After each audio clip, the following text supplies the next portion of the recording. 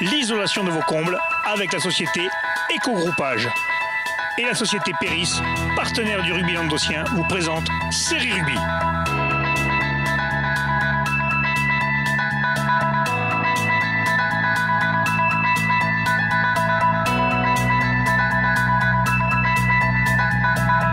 Bonjour mesdames, messieurs, bienvenue à Fédéral Rugby, votre émission sur les fédérales en Languedoc avec mes chroniqueurs. Bonjour Pierre. Salut Alain.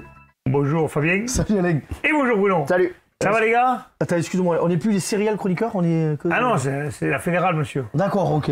Toi t'es perdu, ça y est. Ouais, ça y est, ouais. Fédéral chroniqueur. Le mercredi on fait un truc, le jeudi t'es perdu quoi. Fédéral chroniqueur au moins. Ah non, ça te va pas, non, c'est mieux céréales chroniqueur. Ça sonne bien. Bon monsieur, on va parler des résultats du week-end. En Fédéral 3, se sont joués 32e de finale aller. Thuir a battu Arpajon sur Venèze 22-8 à domicile. Plage d'Orbe a battu Nègrepelisse 16-6. Cavaillon a perdu contre Gruissant à domicile 19-16. Jacou a perdu à la maison contre Corazenay 25-16. Et Pézenas a perdu à Aix 11-6.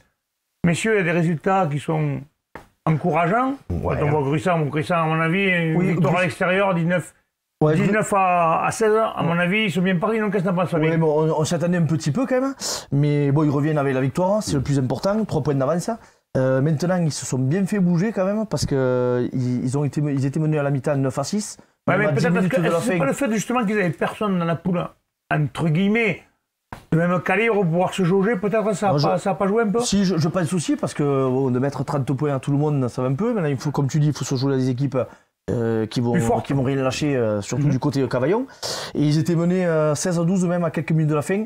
Et pour une fois, c'est un essai du pack, c'est Jimenez qui plante un essai à 6 minutes de la fin, il repasse devant. Oui, donc dur finalement, qualification. Pas encore qualification, mais ils ont pris une bonne option de gagner à l'extérieur. Le plus dur est fait. Ils ont pris une option, mais voilà, on aurait pu penser à une victoire peut-être un peu plus large. Ouais. Voilà. Plage d'Orbe, messieurs, qui recevait Nègrepelisse, on ne va pas les écorcher.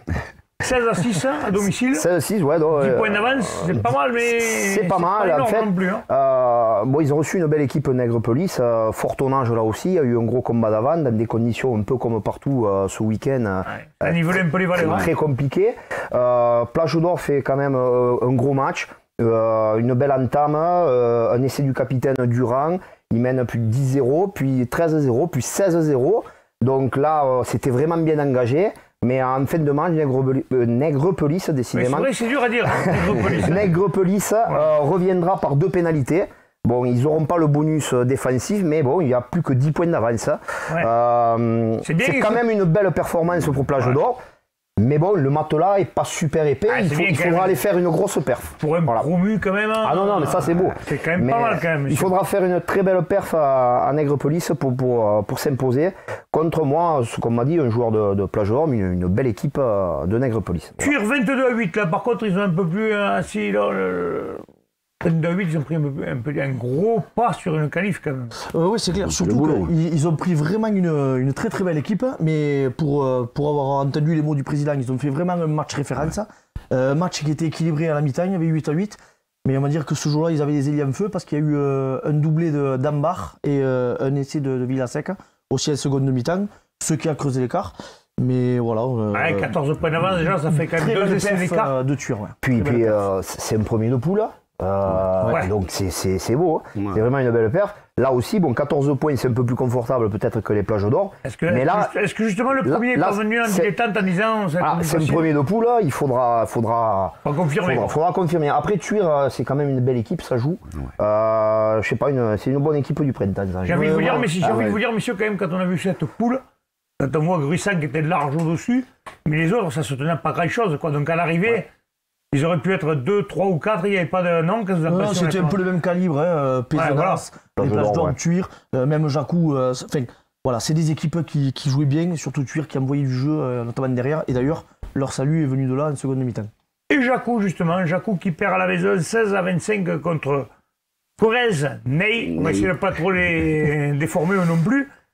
C'est des Basques, c'est ça? Non, de Bernay. Bernay. Ouais, non, c'est un peu les mêmes. Hein, c'est pas très loin. Pour Michel Lignon, il ne connaît pas trop la géographie, c'est pas très loin. Je crois que si on leur dit que c'est les mêmes, c'est comme si nous, Narbonnais, Biterrois ou autre, ou catalan. Je suis pas sûr qu'ils aimeront, mais bon. Non, ils prenaient un gros morceau. Donc ils étaient déjà sortis meilleur 5e, donc ça c'était déjà une belle perf parce que dans le courant de la saison, ils en espéraient peut-être pas tant. Ils jouaient un premier et un des mieux classés, donc ça allait être compliqué. Voilà, le match est compliqué, ils s'accrochent, 13-6, 18-6, ça commence à devenir dur. Puis ils reviennent à la fin à 2 points, à 2 points, voilà, 18-16 à la 62e minute. On pense que là peut-être ils peuvent gagner, mais ils prendront un petit dernier coup de massue sur la sirène avec cet essai 25-16 qui là, malheureusement, on ne leur souhaite pas, mais laisse quand même un peu de place au. C'est un peu l'image de leur saison, parce qu'ils ont alterné le chaud et le froid, cette équipe de Jacou qui aurait certainement pu peut-être faire autre chose. Mais... Peut-être au moins gagner celui-là, tu vois, à domicile, ils n'en étaient pas loin. Alors, je ne connais pas le paquet d'avant de Corrèze Ney, si c'était vraiment de gros tonnage. Qu'est-ce qu'il parle bien, là aussi, mais j'ai passé un week-end là-bas il n'y a pas longtemps, donc forcément, on prend l'accent. Mais non, après là, quand même, pour Jacou, ça risque d'être compliqué. Ouais. Et on revient maintenant à Pézenas qui joue à Aix. Et défaite 11-6, 5 points d'écart à l'extérieur. Ouais, c'est un bon résultat quand même pour Pézenas, je pense, parce que 5 points à Aix, pardon. Je pense qu'il fallait y aller. Ils perdent 6-0 à la mi-temps, ils reviennent bien en fin de match, où ils remontent. Au bout d'un moment, il y a 11-0. Ils remontent à 11-6. À noter quand même les 2 blessures de Beradouan, l'arrière, et de Kevin Tressalé, le centre. Voilà, c'est un bon rétablissement parce qu'il y en a un qui s'est fait opérer du talon d'Achille. C'est ça, ouais. Et je pense que ça va leur manquer au retour, qui est son buteur. Ouais. Toute la saison, c'est lui qui a buté. Maintenant, je ne sais pas qui c'est. Bon, apparemment, c'est le demi d'ouverture Goudal qui a pris le relais. Il a mis le pénalité, mais quand tu es habitué à un buteur, et surtout, t'as confiance à lui. Et puis, le pauvre, il en a pour. Moi, je l'ai vu cette blessure, il en a pour 6 mois. Il a eu le talon d'Achille. Ouais, tendon d'Achille, opération. Mais t'es bien revenu parce que t'es derrière le buteur. Bien revenu, je sais pas. Le plus gênant dans l'histoire, c'est pas tant la défaite, puisqu'elle est bonifiée. Donc les points il y a un point de bonus défensif. Il n'y a que 5 points d'écart, donc Pézenas, je pense qu'il a vraiment les moyens à domicile. Mais là, on parle en cas d'égalité à la fin, c'est les points de terrain qui comptent avant le goal average d'abord. L'égalité, il y aura point de terrain aussi, non? Non, mais si comment te dire, tu peux prendre un bonus offensif, perdre 7 points. Si tu as marqué le bonus offensif, admettons, tu marques un point de terrain. Voilà. C'est les points de terrain avant l'écart au score qui compte. Donc, belle précision de notre céréale. Merci, je dis pas que des conneries. et quand on me donne, c'est pareil que quand on me donne du matos qui marche, je peux faire une interview aussi. On remet les choses en place. Ça c'était fait ça. Et voilà, que ça tourne ça, parce que j'en ai assez pris la gueule. C'est beau. Et non, mais voilà. Donc Pézenas, voilà, la blessure est gênante, c'est quand même 2 cadres. Ouais. Donc à signaler, messieurs, donc le week-end prochain se jouera Arpajon-Vernaise, Tuire.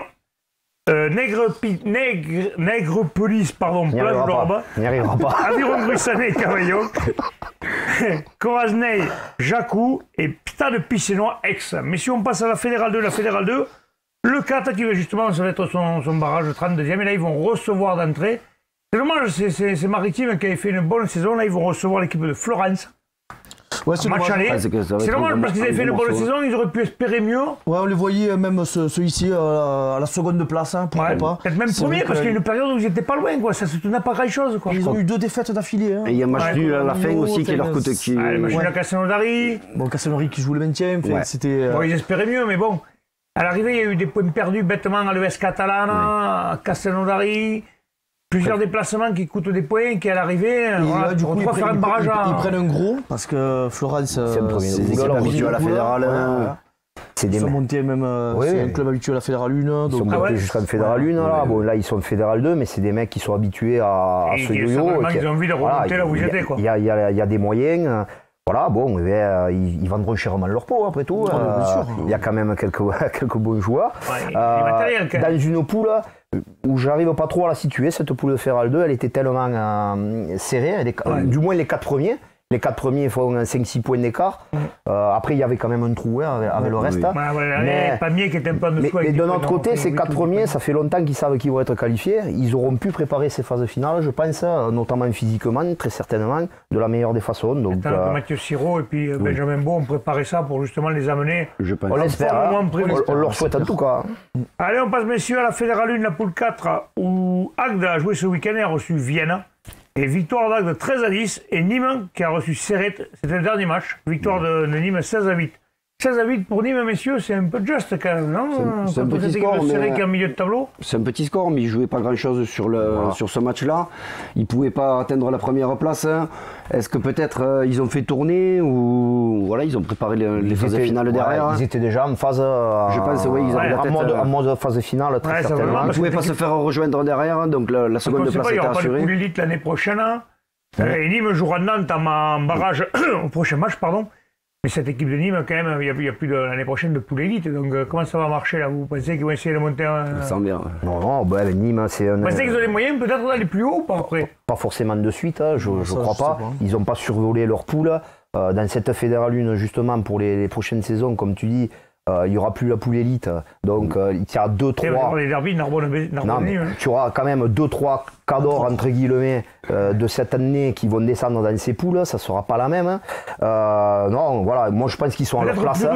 Une bonne équipe de Fédéral 1. Pour aller voir plus haut, maintenant, il faut des moyens. Financiers. Pour l'instant, il y a le financier qui compte. Nîmes n'en pas. Il n'y a que le porte-monnaie qui compte.